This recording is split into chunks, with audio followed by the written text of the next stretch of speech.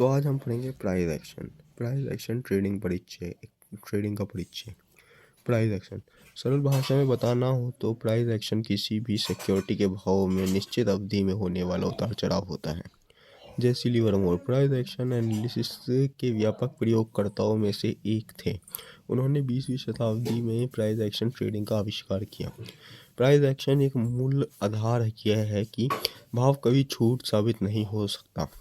इसलिए price action methodology सभी technical indicators को हटा देता है और सिर्फ प्राइस मूवमेंट के डेटा को ही महत्व देता है और उसके आधार से ही एंट्री की एग्जिट का संकेत दिया जाता है। प्राइस एक्शन टेक्निकल एनालिसिस की एक शाखा है, यह फिर उसका एक हिस्सा है जिसमें किसी भी सिक्योरिटी के वर्तमान और भूतकाल के भाव का उपयोग करके भविष्य में प्राइस मूवमेंट का अंदाज़ा निकाला जाता है।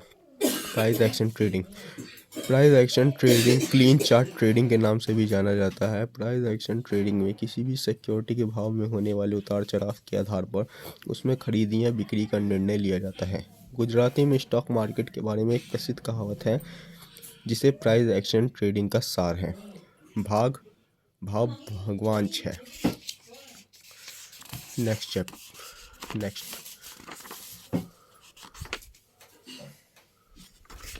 Next price action trader market में क्या हुआ और क्या हो रहा है इस पर ध्यान केंद्रित करता है। क्यों हुआ इसके झमेले में नहीं पड़ता। जैसा कि पहले बताया गया, प्राइस एक्शन ट्रेडिंग आमतौर पर प्राइस चार्ट पर आधारित होता है जिसमें अन्य किसी भी इंडिकेटर जैसे कि oscillator, pivot point, moving average आदि का उपयोग नहीं किया जाता। Price action trader technical indicators जैसे कि MACD, RSI, ADX आदि को खास वेटेज नहीं देता। प्राइस एक्शन ट्रेडर सिर्फ और सिर्फ भूतकाल और वर्तमान भाव से संबंधित डेटा पॉइंट को ही ध्यान में लेता है, जिसमें ओपन, हाई, लो, क्लोज प्राइस का समावेश होता है। इसलिए प्राइस एक्शन ट्रेडर प्रमुखतः से कैंडलस्टिक चार्ट या बार चार्ट का उपयोग करता है।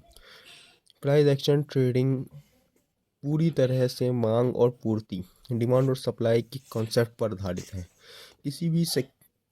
किसी भी सिक्योरिटी का भाव बढ़ता है, इसका सरल अर्थ होता है कि उसमें विक्रेताओं की तुलना में खरीदार अधिक हैं, जिससे भाव बढ़ता है। दूसरे शब्दों में, उसमें सप्लाई की तुलना में डिमांड अधिक है।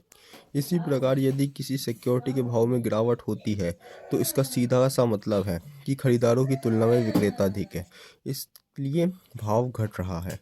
दूसरे शब्दों में उसमें डिमांड की तुलना में सप्लाई अधिक है।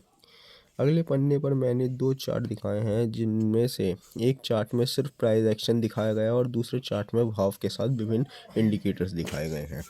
तो ये आ जाता है हमारा चार्ट। नीचे दिया गया चार्ट निफ्टी 50 का दैनिक प्राइस एक्शन चार्ट है, जो एक सरल तरीके से इंडेक्स के प्राइस मूवमेंट को स्पष्ट तस्वीर में दिखाता है। निफ्टी 50 का चार्ट, यहाँ पे प्राइस, यहाँ पे डेट। नीचे दिया गया चार्ट निफ्टी 50 का दैनिक चार्ट है, जिसमें प्रसिद्ध टेक्निकल इंडिकेटर जैसे बोलिंगर बैंड, ADX, RSI आदि दिखाए गए हैं। यहाँ पे ADX या RSI।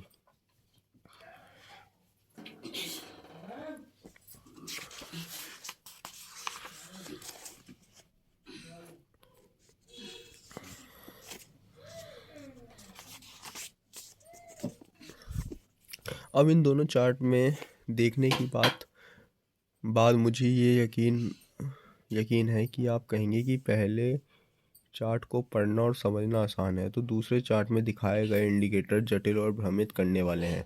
इसलिए यदि आप स्टॉक मार्केट में नए हैं और टेक्निकल एनालिसिस सीख रहे हैं तो आपको सबसे पहले प्राइस एक्शन से ही शुरुआत करनी चाहिए और उसके बाद दूसरे इंडिकेटर पर नज़र डालनी चाहिए। ऐसा करने से चार्ट वास्तव में क्या कह रहा है ये समझना आपके लिए आसान होगा। Price action chart pattern spot करना भी आपके लिए आसान होगा। यदि आप नए हैं तो मेरा सुझाव है कि इस किताब को पढ़ने के बाद प्रतिदिन कुछ चार्ट देखने और समझने की कोशिश करें, एनालिसिस करने का प्रयास करें। यह समझने की कोशिश करें कि कैंडलस्टिक क्या कह रहे हैं और चार्ट पैटर्न्स क्या कह रहे हैं। ज़रा रुको, मैं आपको ऐसा कह रहा हूँ, इसका मतलब ये नहीं है कि आप कभी भी टेक्निकल इंडिकेटर्स का उपयोग नहीं करना चाहिए। आप प्राइस एक्शन डेटा के साथ कुछ इंडिकेटर्स का प्रयोग कर सकते हैं जो आपके एनालिसिस में उपयोगी होंगे और आपको अधिक कंफर्मेशन प्रदान करेंगे। कई प्राइस एक्शन ट्रेडर्स को फ़िल्टर करने के लिए प्राइस एक्शन डेटा के साथ वॉल्यूम और 40 दिनों के या 200 दिनों के सिंपल या एक्सपोनेंशियल मूविंग एवरेज का उपयोग करते हैं। प्राइस एक्शन ट्रेडर के मुख्य सिद्धांत। आगे बढ़ने से पहले आइए उन बुद्धिमानी ओके इसके बाद हम कल पढ़ेंगे।